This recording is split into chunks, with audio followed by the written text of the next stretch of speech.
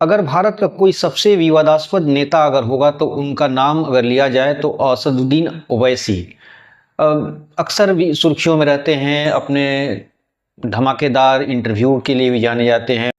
मुसलमानों की आवाज़ बहुत ज़ोर शोर से उठाते हैं। नमस्कार, अखबार रिपोर्टर में आपका स्वागत है और हम आपके बीच फिर हाजिर हुए हैं एक नए मुद्दे के साथ। आज हम जिस शख्स के बारे में बात करने जा रहे हैं उनका नाम है असदुद्दीन ओवैसी। नाम काफ़ी है, सारे लोग जानते हैं। वो विवादों के लिए जाने जाते हैं, वो सुर्खियों में रहते हैं। क्योंकि हम इनके बारे में आपको थोड़ी जैसी जानकारी देना चाहते हैं, लेकिन उससे पहले की बात हम शुरू करें तो हम आपसे गुजारिश है कि हमारे चैनल को थोड़ा लाइक कर दीजिए, सब्सक्राइब कर दीजिए और थोड़ा कुछ कमेंट वगैरह भी कर दीजिएगा। असदुद्दीन ओवैसी एक विवादास्पद हैं। लोग उन्हें कट्टर मुस्लिम मानते हैं, कुछ लोग उन्हें जिन्ना 2 कहते हैं, कुछ लोग उन्हें पाकिस्तान परस्त कहते हैं। माने जो भी लोग जैसी मुंह वैसी बातें। तो क्या वाकई में असदुद्दीन ओवैसी वैसे ही हैं? तो हम थोड़ी सी इनके बारे में जान लेते हैं। इनका जन्म 13 मई 1969 को हैदराबाद में हुआ था। एक नामी गिरामी परिवार, पॉलिटिकल परिवार था और इनके पिताजी एक बहुत बड़े पॉलिटिशियन थे और उन्होंने एक पार्टी बनाई थी जिसे हम AIM कहते हैं। और इनकी पार्टी, और ये 2004 में ये पहली बार चुन के आए और लगातार जीत रहे हैं। बहुत कम लोग जानते होंगे कि ओवैसी क्रिकेटर भी थे। यानी वो कॉलेज लेवल पर क्रिकेट भी खेलते थे और क्रिकेट में वो फास्ट बॉलिंग के लिए जाने जाते थे, यानी फास्ट बॉलिंग करते थे। बहुत कम छोटा पीरियड था लेकिन वो क्रिकेट से जुड़े हुए थे। और ओवैसी ऐसे नहीं थे। ओवैसी कभी लंदन में रहा करते थे, वहाँ से उन्होंने बैरिस्टर की पढ़ाई की। और ओवैसी के एक बहुत अच्छा पॉलिटिकल ये बैकग्राउंड है। और उनके जो बातों में जो तर्क होता है, उस तर्क को भले आप उन्हें मुसलमान के रूप में देखें तो आपको बातें न समझ में आएगी, लेकिन जब उनकी बातों में अगर तार्किक रूप से अगर उनका विश्लेषण करेंगे तो पता चलेगा कि वो ऐसी बहुत अच्छी बातें बोल रहे हैं। मैं उनकी भाई अकबरुद्दीन की बात नहीं कर रहा हूँ। अकबरुद्दीन जो है वो थोड़ा दूसरे मिजाज के आदमी है और दूसरी तरह की बातें कर, लेकिन असदुद्दीन ओवैसी की बात कर रहा हूँ। तो ये जो है एक बैलेंस की तरह बात करते हैं, एक बैलेंस की तरह। एक बार इनसे पूछा गया था कि हज में सब्सिडी, मीडिया भी इनसे अक्सर ऐसे ही सवालें करती है रहती है ताकि ये थोड़ी सी कुछ उल्टा बोल दें। मीडिया भी इस तरह का अपना मीडिया के लोग भी इस तरह का कोशिश में लगे रहते हैं कि ओवैसी से कुछ ना कुछ उगलवा लें, लेकिन वो बातों को टाल भी देते हैं और बड़ी बैलेंस में और बहुत ही तर्क के साथ बात करते हैं। जब एक बार मीडिया से उनसे पूछा गया कि हज की सब्सिडी क्यों न बंद कर दिया जाए, सरकार ने क्या गलत किया है, सरकार ठीक काम कर रही है, तो उन्होंने बोला बिल्कुल खत्म कर देना चाहिए, इसकी कोई जरूरत नहीं है और इस पैसे से जो बचा हुआ मुस्लिम लड़कियों को शिक्षा में खर्च कर देना चाहिए। ये बातें उनकी मीडिया को चुप करा दी। जितने मीडिया पर्सन थे वो चुप हो गए हैं कि ये ओवैसी साहब की बातें एकदम 100% सही थी कि सब्सिडी हज के नाम पे देने से अच्छा है कि उस पैसे को मुस्लिम बच्चों की जो बच्चियां हैं उनकी तालीम में खर्चा कर दिया जाए। तो इस तरह देखिए, संविधान के एक अच्छा जानकार हैं, कानून का बहुत अच्छा जानकार है और बहुत अच्छी अच्छी बातें करते हैं। इनकी बातों में हमेशा तर्क दिखाई देता है। और पैट्रिक फ्रांसीसी एक विद्वान है राजनीति शास्त्र के, उन्होंने एक उनके बारे में बताया था कि ये जिन्ना 2 हैं, यानी ये जिन्ना के एक कॉपी हैं और लगभग उन्हीं के विचारधाराओं पे चलते हैं। ओवैसी साहब के बारे में अब इस तरह की बातें वो कहाँ से कह रहे हैं ये तो मुझे नहीं पता, लेकिन उन्होंने ऐसा कोई बातें नहीं किया है जो भारत के विरोधी हो।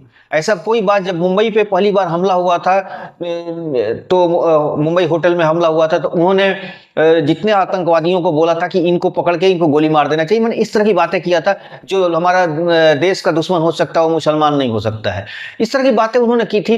तो देखिए, मुसलमानों की आवाज उठाना, देखिए उनका कहना ये है कि मुसलमानों के लिए कोई लीडरशिप नहीं रह गई है।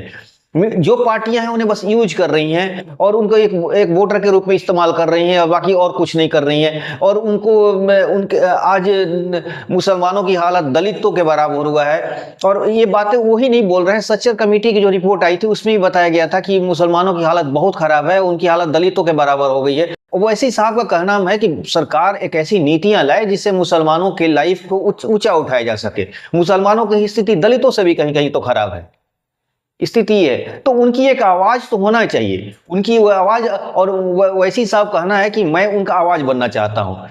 ताकि कोई लीडर उनको यूज न करे और वो हमारी बातों को समझें। और ओवैसी साहब को कुछ लोग ऐसा आरोप लगा देते हैं कि ये भाजपा की बी टीम है, यानी भाजपा जहां जहां से चुनाव लड़ना चाहती है, देखती है जहां मुस्लिम वोट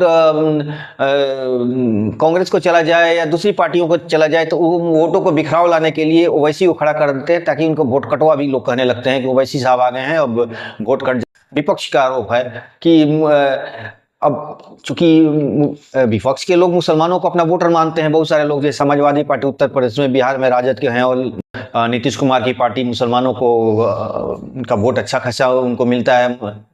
लेकिन ओवैसी के आ जाने से क्या होता है कि वोटों में बिखराव हो जाता है और वोट इधर उधर उनके हो जाते हैं। अक्सर वो बोलते हैं कि हिंदुत्व का मैं खिलाफ हूं, मैं हिंदुओं के खिलाफ नहीं हूं। यही वजह है कि हैदराबाद में उनके हिंदू भी समर्थक हैं और उनको काफी वोट मिलते रहता है। तो ओवैसी साहब एक तरह से मुसलमानों की आवाज बनना चाहते हैं, मुसलमानों की आवाज ही नहीं, हिंदुओं की हर दबे कुचले की आवाज बनना चाहते हैं। अक्सर उनके समर्थकों का ये कहना है, ये बात कि ओवैसी साहब हमेशा किसी मुसलमान, लोगों को लगता है कि मुसलमान, जब वो दलितों की बात करते हैं तो उनको कोई दलित नेता तो नहीं कहता, लेकिन जब वो मुसलमानों की बात करते हैं तो लोग उन्हें मुस्लिम नेता कह देते हैं, क्योंकि मुसलमानों की आवाज तो कुछ सुनने वाला होना चाहिए।